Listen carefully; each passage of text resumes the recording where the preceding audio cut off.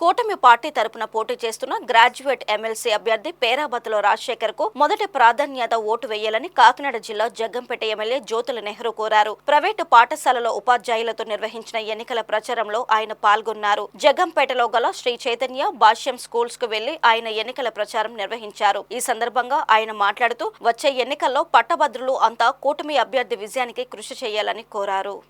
విధానం ఈ రాష్ట్రంలో ఎలా ఉంది అన్న దానికి ప్రత్యేకించి మీకు నేను చెప్పకల్లా, ప్రజా సౌకర్యార్థం దేనికి ప్రాధాన్యత ఇవ్వాలి అన్న దాని మీద ఇవాళ కూటమి ప్రభుత్వం గౌరవ ముఖ్యమంత్రి చంద్రబాబు నాయుడు గారు పాలన చేస్తున్నటువంటిది తేటతెల్లంగా మీ అందరికీ కనపడుతున్నటువంటి పరిస్థితి.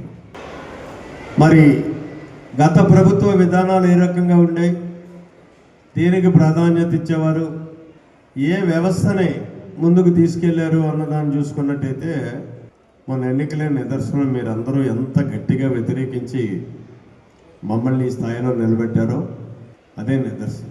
దాని గురించి కూడా ఎక్కువగా మాట్లాడుకోవక్కర్లా, ఎందుకంటే ఆ చరిత్ర అయిపోయింది. ఇప్పుడు ఆ పరిస్థితులు కలగకుండా పాలన చేయాల్సినటువంటి బాధ్యత మా మీద ఉంది. మళ్ళీ మీరు ఎవ్వరూ మా మీద కోపగించకుండా సంతృప్తితో మళ్ళీ మమ్మల్ని మనస్ఫూర్తిగా ఆశీర్వదించేటటువంటి పాలన మీకు అందివ్వాలి. ఆ అందించేటటువంటి ధైర్యం, ఆ విధానంలో నడుస్తున్నటువంటి పరిస్థితి మీ అందరికీ తెలుసు. ఇక్కడ గ్రాడ్యుయేట్ సెలక్షన్ గురించి చెప్పుకునే ముందు ముఖ్య కారణం మీ అందరికీ తెలుసు. గ్రాడ్యుయేట్స్ ఎమ్మెల్సీ ఎలక్షన్ రేపు 27వ తారీఖున జరగబోతుంది.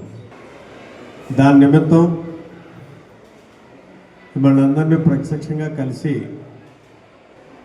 మా పార్టీ తరఫున పోటీ చేస్తున్నటువంటి రాజశేఖర్ గారికి మీ మద్దతు ఇవ్వమని చెప్పేసి అడగడం కోసం, అభ్యర్థించడం కోసం ఇక్కడికి రావడం జరిగింది. ఇక్కడంతా విజ్ఞులు, ఆలోచనాపరులు. ముఖ్యంగా ఇక్కడ రాజశేఖర్ యొక్క అభ్యర్థత్వం గురించి మీకు అంతగా తెలియకపోవచ్చు. రాజశేఖర్ గతంలో జడ్పీటీసీ చేశాడు, సౌమ్యుడు, గ్రాడ్యుయేటు, తర్వాత సేవా తత్పరతతో పనిచేసేటటువంటి వ్యక్తి. నా తరబీదులో తయారైనటువంటి, ముఖ్యంగా నా శిష్యుడిగా, ఒక రాజకీయ నాయకుడిగా పరిణితి చెందినటువంటి వ్యక్తి. అతను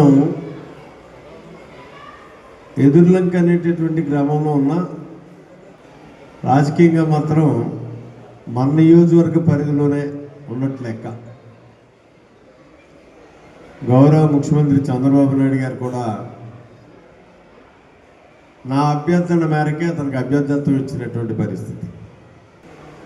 అంటే అతను మన నియోజకవర్గ ప్రతినిధిగానే ఉంటాడు అని చెప్పడానికి ఇది ఒక నిదర్శనం.